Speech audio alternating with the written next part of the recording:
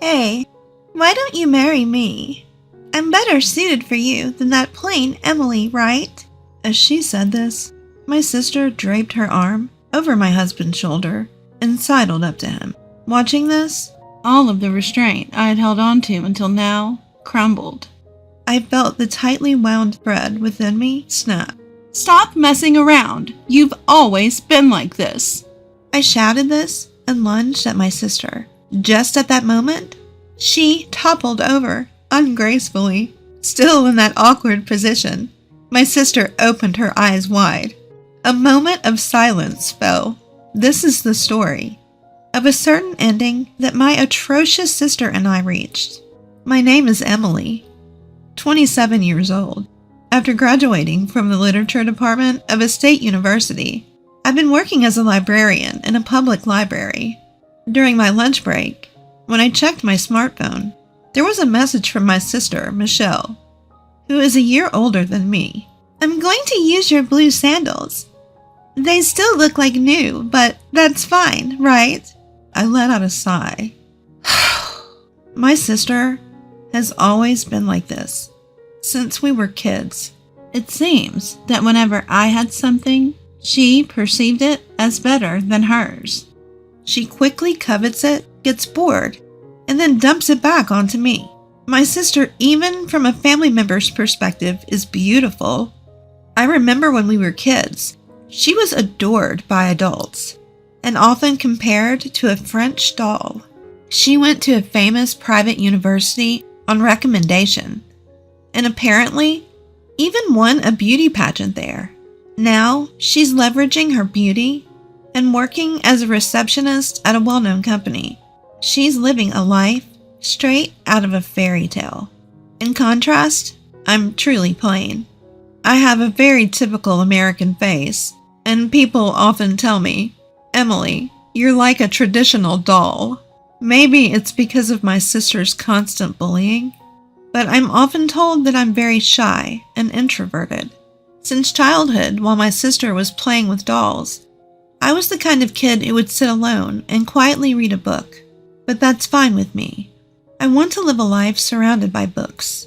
I've studied hard with that sole intention, and now I'm working as a librarian, a job that I've always dreamed of, processing checkouts with barcodes, finding books that facility users are searching for. While working at the library, I always remember something that's from my high school days. I attended the same high school as my sister, and I was exhausted from remarks and stares like, "Oh, is this what Michelle's sister is like?" My only joy was writing book reviews of my favorite books as part of the library committee activities. Most regular high school students who are busy with clubs and romance would not pay attention to such things, but I've kept writing, hoping that they would understand the charm of my favorite books, even though I knew that no one would read them. However, there was just one person who would enthusiastically read my reviews. This male student would borrow the books that I reviewed, one after another. I felt a sense of validation, which made me happy. He was a year ahead of me in school, and our relationship was nothing more than that of a student and a librarian. Due to my introverted personality, we had never spoken, except for the borrowing procedures. Despite this, I had always remembered his name on the library card. I wondered how he was doing now. Does he still like reading books? Occasionally, I thought about him, the person who made me continue to love books. Then one day, a marriage proposal came in for my older sister. At 28, my sister Michelle was of marriageable age, so it was only natural for such talks to come up. "What? A blind date? With this guy?" Michelle exaggeratedly threw the blind date photos and the man's profile on the table. The loud sound startled me as I was eating. "Well, what kind of person was he?" my mother asked. "He's just this chubby and nerdy-looking guy, and he's currently a temp. Why do I have to go on a blind date with such a guy?" "Well, if you don't like him, just reject him." Without thinking, I said that. "But he's related to some executive at our client's company. I can't just reject him. It's terrible. Michelle made a troubled face, then suddenly her expression brightened. Oh, I know. Emily, you should go on the blind date. I was shocked at her suggestion. Seeing my wide-eyed surprise, Michelle hurriedly explained. You're a respectable nerd yourself, right? You might hit it off with him. No matter how I look at it, he's not my type. But he might be perfect for you, since you're not exactly a looker. So could you please take my place this weekend? What are you talking about? I don't want to do it either. And it would be rude to the other party. And how should I explain me going in your place? It'll work out as long as you go on the date. But don't you dare tarnish my reputation. Michelle forcefully shoved the open blind date photo and profile in my direction. Looking at them, I let out a surprised sound. What? Do you have a problem? No, not at all. Thanks, Michelle. I'll accept this match. Huh? You actually like that chubby nerd? Well, I'll give him to you. I look forward to the birth of the nerdy couple. Ignoring Michelle's teasing voice, I continued to gaze at the blind date photo and the man's profile. Then, on the day of the blind date, I first apologized for Michelle's rudeness to the man on the other side, and then conveyed my wish to have a blind date with him instead. The man sitting across from me was indeed chubby, and had a nerdy aura about him, but he still looks like he used to. Yes, the man on this blind date was none other than the man who used to borrow books after reading my reviews. He, too, looked at me straight on and let out a small, were you by any chance the librarian out of high school? Yes, I was. I remembered you as well. From there, we hit it off, talking about our high school days and books, and thus began my relationship with him. Thomas was the same school year as Michelle, but she didn't seem to remember him at all. During one of our dates, Thomas said this to me. Honestly, Emily, if Michelle had shown up, I would have turned her down. Her personality is quite infamous, after all. Well, given who I am, I guess Michelle would have probably rejected me first. I'm truly sorry about what happened with my sister back then, but I was really happy to see you again, Thomas. Plus, I think you're wonderful. If you're worried about your appearance, why don't we try to lose some weight together? You're right. I've become so immersed in my work that I've stopped exercising and caring about my appearance. I'll try harder so that you won't dislike me. I'm glad to hear that, but you know, I would never dislike you just because of your appearance. We had such conversations and our dates went smoothly. Eventually, I received a proposal from Thomas and we decided to get married. My sister, who said, I've seen the fat guy's face before, didn't attend, but at the meeting of our families, everyone blessed us in a warm atmosphere. Afterward, we found a new home and decided to start our life together. And then, on the day of our wedding, having a wedding in a church in this day and age is just like plain old Emily. That dress suits you, just like a real American doll. As usual, my sister ridiculed me. Can you stop with those remarks for today? We're about to meet the family. Feeling miserable for being insulted by my sister, even in my wedding dress, Thomas and his family arrived. Good morning. We look forward to today. When Thomas, dressed in his traditional suit, appeared, my sister let out a small, "What?" And for good reason. Thomas had worked hard to transform his appearance with me, and he had become strikingly handsome. Before the ceremony began, my sister whispered in my ear, "What the heck? He looks nothing like the photo from before." Thomas worked hard. He already had a beautiful face. He just looked dull in that photo because he was overweight and had a bad haircut. I thought he had had plastic surgery. It's great that a porcelain doll like you could marry a man who looks like a movie star. Despite enduring my sister's sarcasm, we managed to get through the wedding ceremony. We had a small reception at the church, with only those who were important to us. As we were about to leave, with the happiness of being blessed. It happened. Hello there, Thomas. Thank you for marrying my ugly little sister. My drunk sister came up to us and said this. Well, Emily isn't ugly at all. Thank you for today. Shouldn't you head home, sister? Ignoring my words, my sister continued. So, Thomas, you've changed your appearance, but what about your job? I heard you were a temp, right? Yes, I am currently working as a temp. Oh, I couldn't stand having a husband who's a temp. I'm currently dating a startup CEO. I might get married soon. Oh, congratulations. Hey, sister. Thomas restrained me from responding with his hand and gave a small shake of his head. Thank you for coming today, sister. Please be careful on your way home. My sister, who was told this by Thomas, left after saying, Be very happy. Thomas, I'm really sorry about my sister. It's all right. People like her won't change, no matter what you say. But Emily, you've had a tough time. Let's strive for happiness from now on. Thomas, thank you. And thus my married life with Thomas began. In fact, Thomas was working as a temp while trying to make it as a novelist. He had fallen in love with reading after he read some book reviews I wrote in high school, and it inspired him to start writing himself.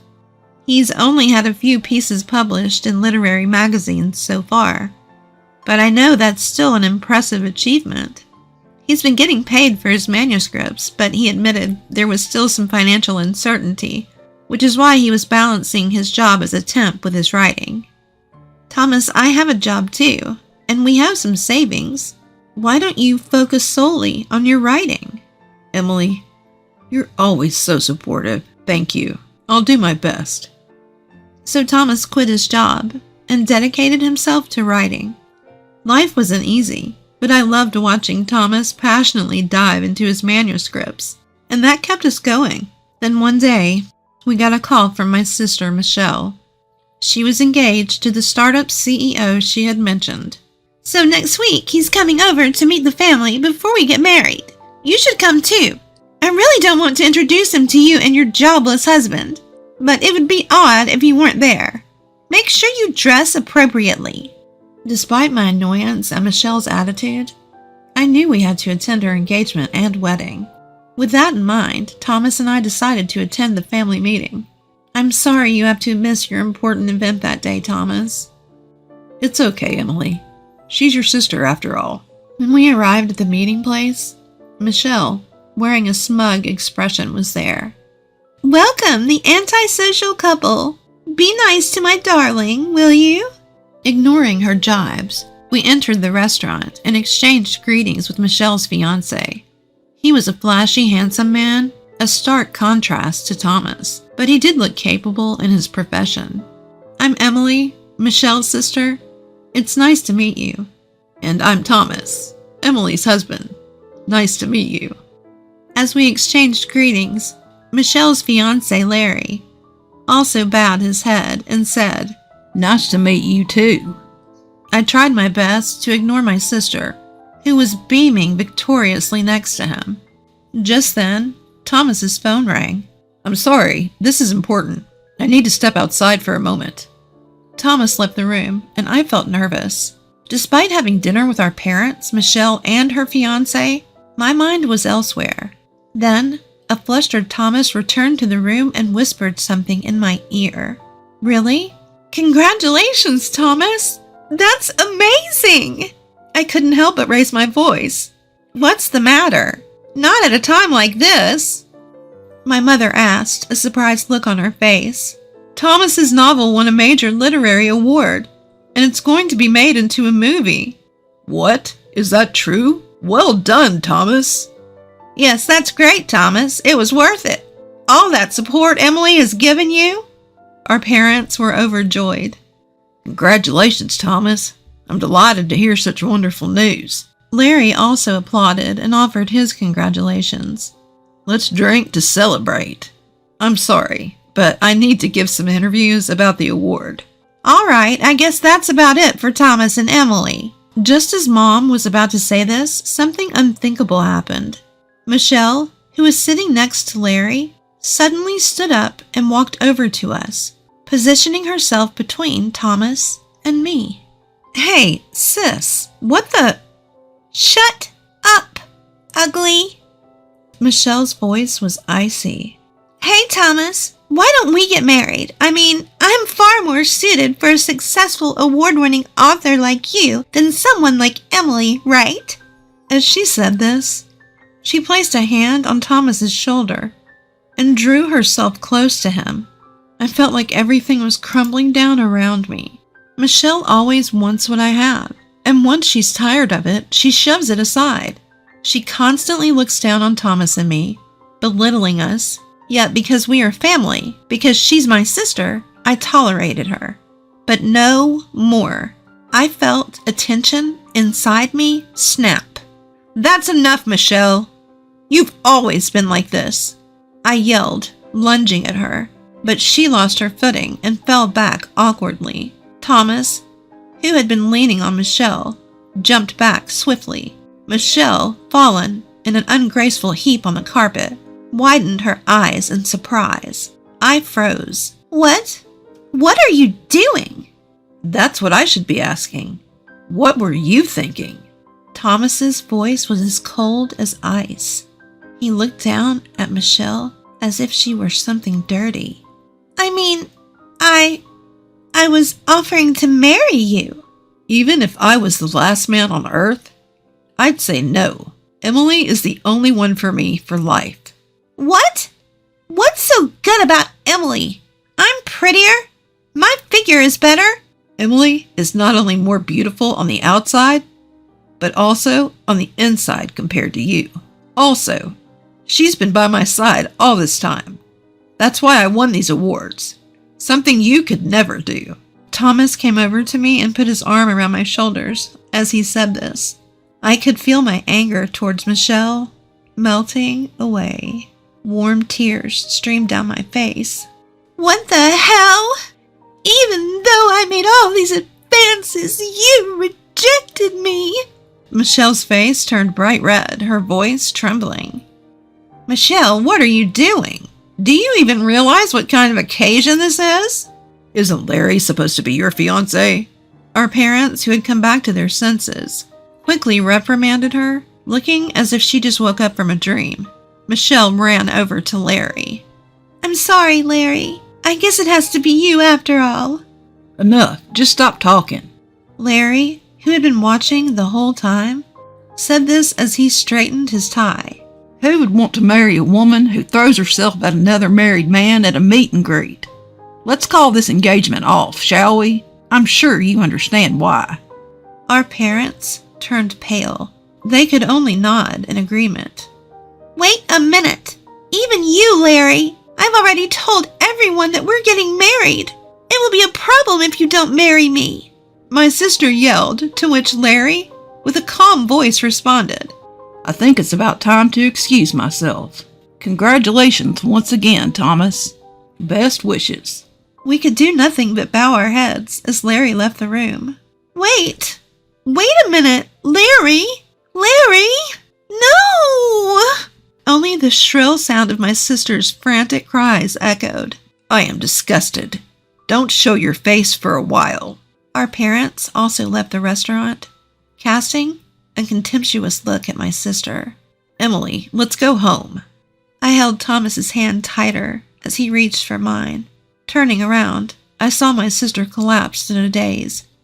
Fast forward a few months, after her engagement with Larry was broken off, my sister seemed depressed for a while, but is now eagerly searching for a new marriage partner. However, she only seems to be seeking high-profile partners, and men who seem to be astounded by her mercenary attitude. My sister, whose beauty has started to fade with age, is likely to have a hard time finding a marriage partner. As for us, Thomas, who was busy for a while, after winning the award, with the award ceremonies, interviews, and film releases, is now actively working on his next project. Thomas has always been kind to me, but he's now renowned as a loving husband, often sharing stories about me in his award interviews, supporting my growing belly due to my pregnancy. I pledged to support Thomas always.